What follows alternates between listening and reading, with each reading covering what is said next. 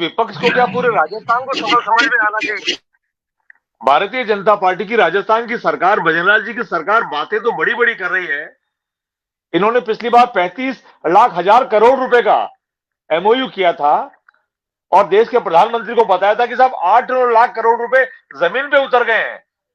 और पूर्व मुख्यमंत्री और गोविंद सिंह डोटासरा जी ने भी लगातार कहा था कि एक बार सार्वजनिक करिए कितना एमओयू सड़क पे उतर चुका है, मैदान में उतर चुका है, जमीन पे उतर चुका है।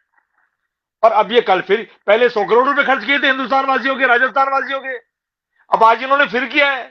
तो हम तो ये कह रहे हैं कि जो भी आप कर रहे हैं, खर्चा कर रहे हैं, प्रवासी राजस्थानियों को जयपुर में ला रहे हैं, अच्छी बात है, निवेश आना चाहिए, लेकिन सरकार उस तरफ चले भी तो सही। केवल घोषणाएं कर देने से, एमओयू कर देने से कैसे पार पड़ेगी मीना जी, आप बताइए। भारतीय जनता पार्टी से मैं पूछना चाहता हूं, फ्लैग चल नहीं रही है, बार बार धमकियां मिल रही है, बम से हाईकोर्ट तक को उड़ाने की धमकियां मिल रही है, लेपर्ड सड़कों पे घूम रहे हैं, पानी बिजली की व्यवस्था खराब है, सुरक्षा व्यवस्था खराब है। अब प्रवासी राजस्थानी कोई आएगा या कैसे इन्वेस्ट करेगा।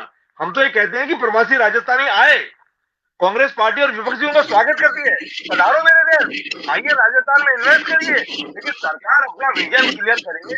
उनके ये 2 दिसंबर को भजनलाल जी कह रहे थे देश के प्रधानमंत्री को न्योता देने के लिए, और देश के प्रधानमंत्री नहीं आए, इस बात से समझ लीजिए कि देश के प्रधानमंत्री भी इस बात से नाराज हैं कि बातें बड़ी बड़ी कर रहे हैं, प्रैक्टिकल में कुछ भी नहीं उतर रहा है।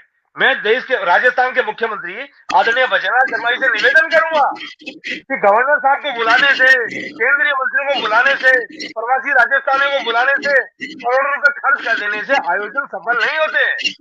विजन डॉक्यूमेंट दीजिए, आप विजन डॉक्यूमेंट देकर के उस जमीन पे उतारिए, चाहे 10 लाख करोड़ रुपए उतरे, चाहे 5 लाख का ही सामान उतरे, लेकिन जमीन पे तो उतारिए।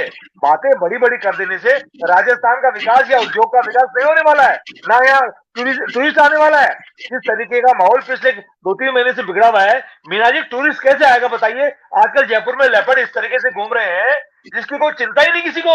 सिविल लाइन्स में आए तब तो आपने 2 घंटे में पकड़ लिया, अब वीवीआईपी कॉलोनीज में आ रहे हैं तो आपको चिंता ही नहीं है।